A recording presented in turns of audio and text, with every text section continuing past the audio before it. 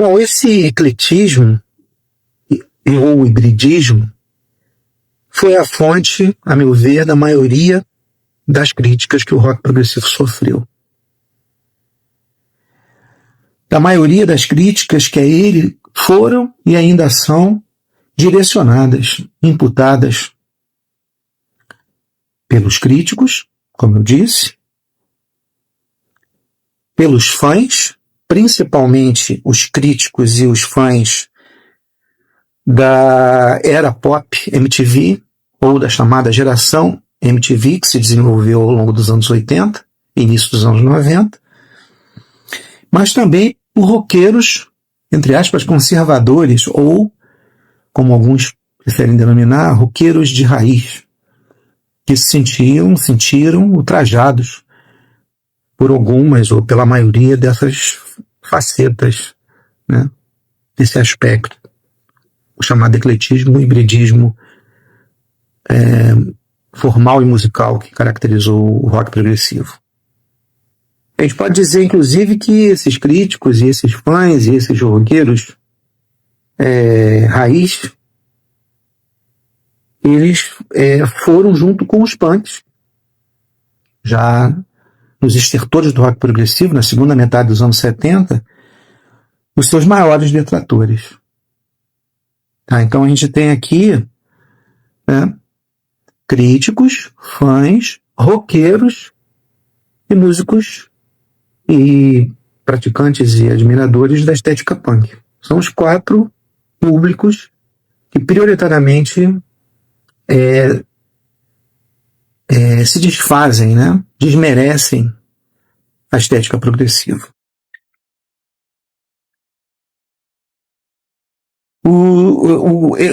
Mas qual seria a argumentação? Qual seria o ponto nevrálgico? Qual foi? Como eu disse, ainda é para menos gente, né? Mas ainda é para alguns, o ponto nevrálgico dessa crítica. O rock progressivo foi visto como uma violação em série dos valores mais tradicionais do rock, ou dos valores, né, considerados por esse público como tradicionais, entre aspas, do rock. Graças ao seu apego, principalmente graças ao seu apego, eu diria, à tradição erudita da música ocidental. Eu já coloquei em outros vídeos para vocês que o rock progressivo não se resume à sua vertente sinfônica. Há muitas outras vertentes dentro do rock progressivo.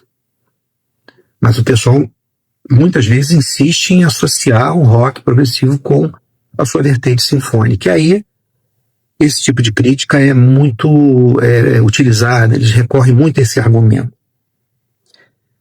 De fato, existiu esse apego estético em boa parte das bandas, e não foram poucas as que apelaram para timbres orquestrais, como o caso do Moody Blues, por exemplo, em 67, com Days of Future Past, formas estruturais estendidas, não necessariamente apenas formas musicais eruditas, caso, por exemplo, do King Crimson, em relação ao jazz, a música experimental, e um virtuosismo rítmico-métrico, que também está presente, por exemplo, no King Crimson, talvez das principais bandas progressivas, a mais ousada em termos formais.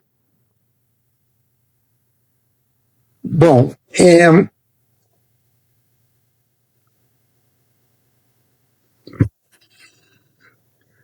para esse público, o rock sempre deverá ser uma música rebelde, uma música anti-establishment, uma música de acordo com a agenda considerada por muitos a mais prioritária da contracultura, que foi a agenda política.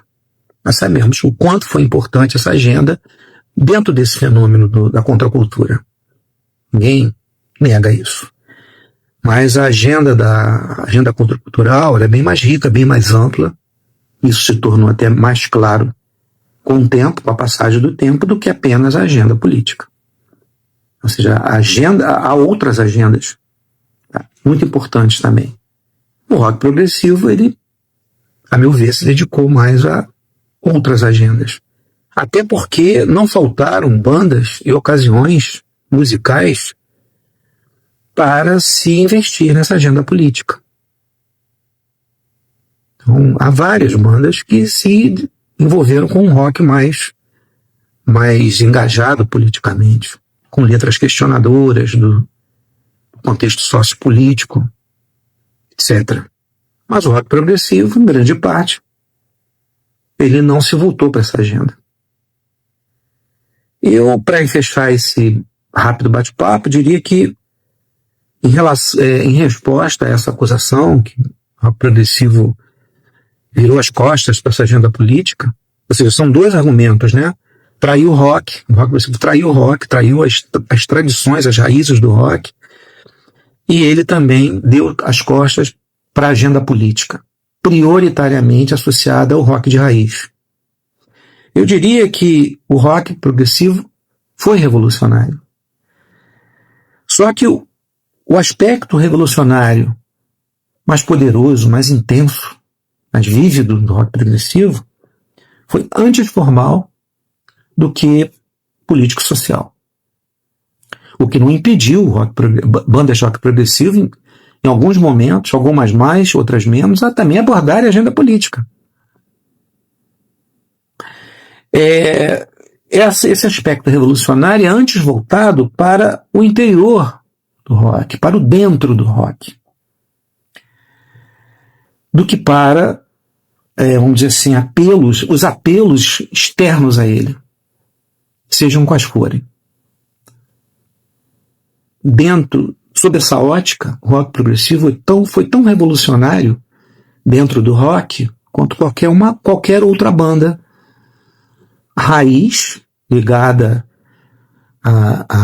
vamos dizer, à arqueologia do rock no blues, rhythm and blues, a música negra, norte-americana, quanto qualquer outra banda, só que num sentido bastante sutil, muito mais sutil, que é o da revolução da forma, da revolução interna do rock. Eu já falei isso também em outros vídeos, né? Minha visão é essa. Foi uma revolução dentro do rock, assim como outras revoluções ocorreram dentro do rock. E aí fica aquela questão, por que não? Eu deixo no ar essa pergunta. Por que não?